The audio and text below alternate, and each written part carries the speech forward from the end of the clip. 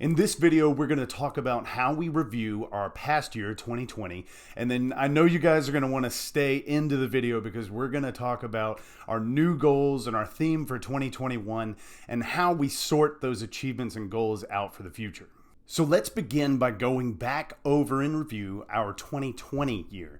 And we want to start by listing the highlights and achievements that we attained and the things we tried to reach through last year. For your 2020 review, you want to get started by listing, of course, the highlights and the achievements, but you also want to separate what you learned, what did and didn't work for you, and also what were you most grateful for that year.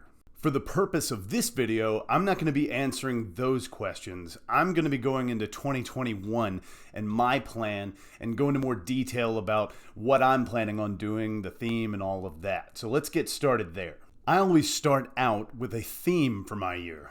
The theme for my year for 2021 is going to be get busy. I want to know what your theme is. How do you want to feel in the coming year? Is there something that you're really worked up about? Something you want to achieve? My theme, get busy, encompasses everything that I'm about to tell you that I've planned out for 2021. Next, let's talk about building our goals. And there are lots of different ways to plan out your goals. I like to separate mine into categories of lifestyle. So for example, I've categorized mine into health, creativity, career, relationship, and finances. Now I've listed personally 5 for each one of these separate categories, but for you guys, I want to go over my number one answer for each category.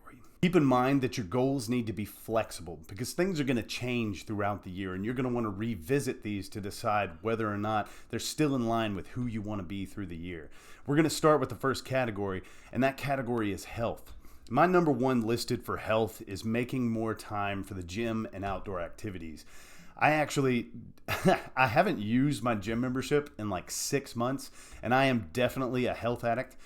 Also my favorite other thing to do is spending time outdoors, and we have this inflatable kayak that sits in the back of the car, and we only use it every now and again.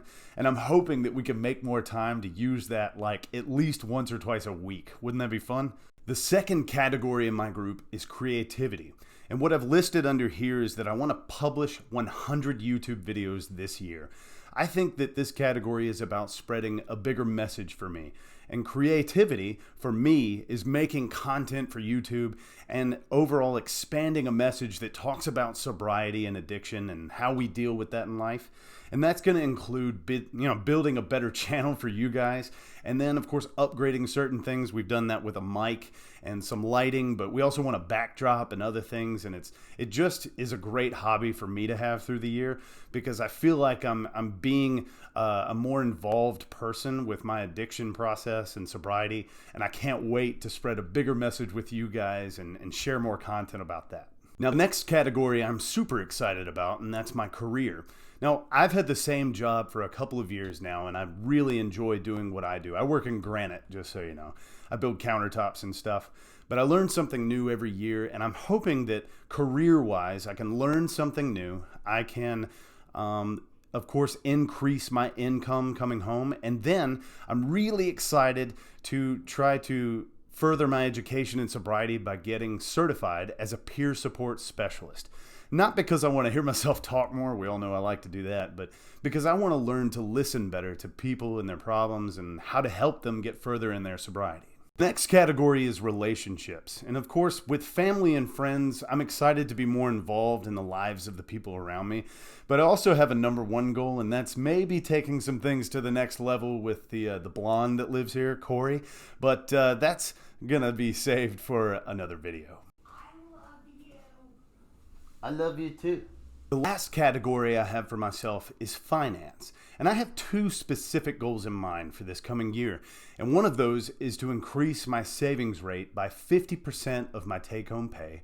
The other goal I have is to build a 5-figure investment account because I've gotten really involved with the stock market and I want to do more and learn more about trading on the NASDAQ or whatever you call it. Cool beans? The last point I want to make is that, again, you want to be flexible with your goals because we don't set these goals to just chase dreams all year.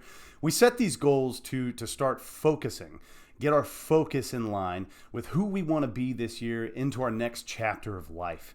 So make sure that your goals are flexible, because you're going to revisit these every month, if not every quarter, to make sure that the goals still align with your principles and what you want to achieve. 2020 was a great year for us, but we want 2021 to really blow it out of the water. We want to have a focused, increased happiness, just an awesome year. And I hope that you do too. So stick around to keep planning with us in the coming weeks on goals and achievements. And let's just push further in our content and our education and sobriety. Super excited. So if you haven't subscribed or liked or commented any of that stuff, get involved with us. We want to hear from you, and we want to be a bigger part of your life. Anyway, that's all I've got for this one. We'll see you in the next one. Peace.